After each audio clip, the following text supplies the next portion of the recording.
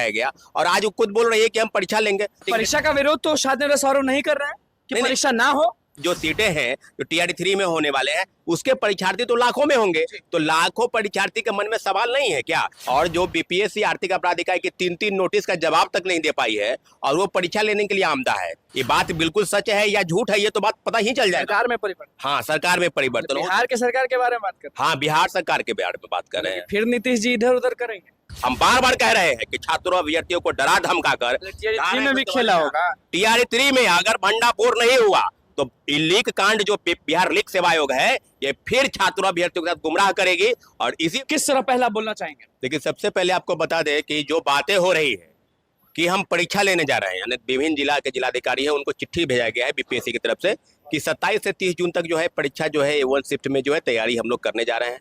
तो बात तो पहले से हो रही थी ना कि जब जो बीपीएससी जिस पर पहले से ही जांच बैठी हुई है और जो बीपीएससी आर्थिक अपराध इकाई की 3-3 नोटिस का जवाब तक नहीं दे पाई है और वो परीक्षा लेने के लिए आमदा है भाई। अच्छा, जवाब नहीं दे रही है लेकिन परीक्षा के लिए तुरंत लेटर भेज दिए। हाँ, यही बात है।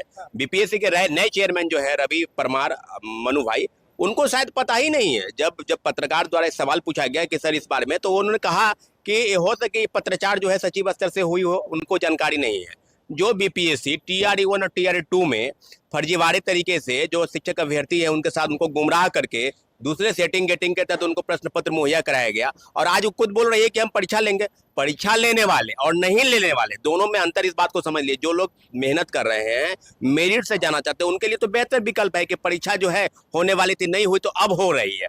दूसरी तरफ आप एक बात ध्यान दीजिए, अगर आपके मन में सवाल है, परीक्षा लेने से कहीं कोई मना ही नहीं है। हम लोग भी चाहते हैं कि परीक्षा होगी तभी नौकरी होगी, लेकिन जो सेटिंग गेटिंग परीक्षा का विरोध तो शाहनवाज सौरभ नहीं कर रहे हैं कि परीक्षा ना हो।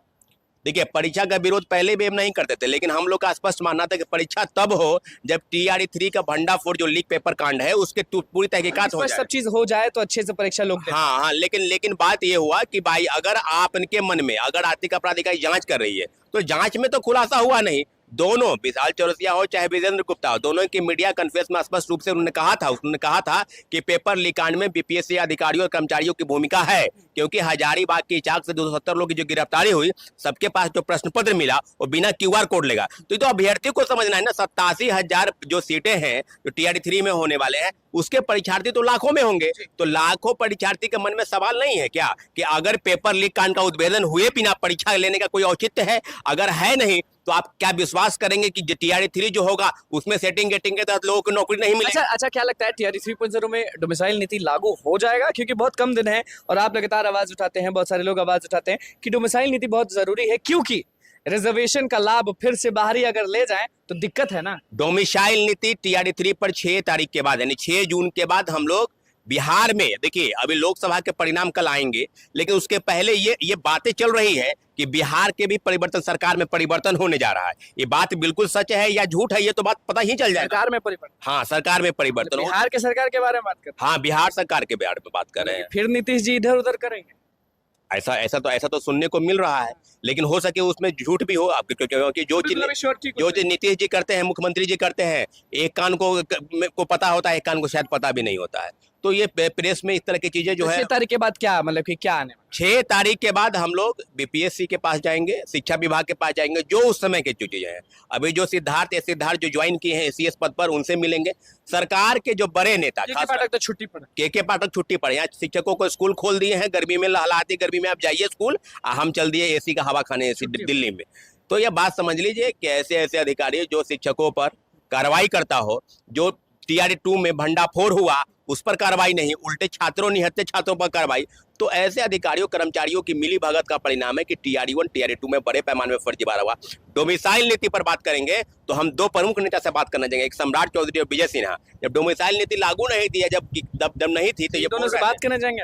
हाँ, ये दोनों से हम लोग आचार संहिता खत्म होने के बाद, या आचार संहिता खत्म 6 तारीख को खत्म हो जाएगा आचार संहिता, उसके बाद हम लोग बात करेंगे। और बिहार सरकार के मुखिया, अगर आपके मन में डोमिसाइल नीति का आपको पालन करना था या नहीं करना था तो सामने आ गया ना, आरक्षण के नियम का पालन। डोमिसाइल करना कितना महत्वपूर्ण है इस बार टीआरई 3 में डोमिसाइल नीति लागू करना?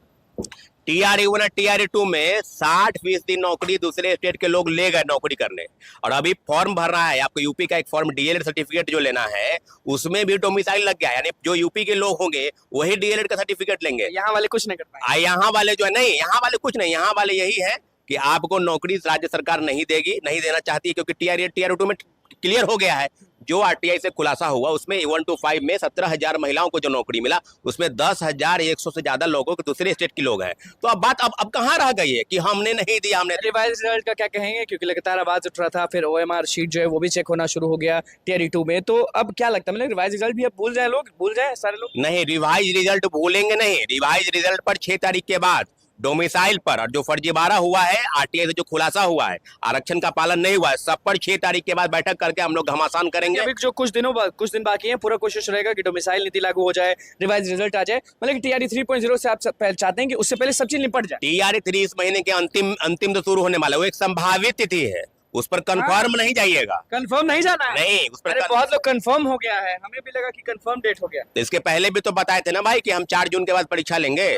तो बीपीएससी तो खुद 6 से 8 जो वर्ग है उसके ओएमआर सीट की कॉपी दोबारा चेक हो रही है। अच्छा, अभी बीपीएससी आयोग ने बोला है कि हम सोच रहे हैं इस तारीख को लेंगे, आप ओके करिए तो हम लें।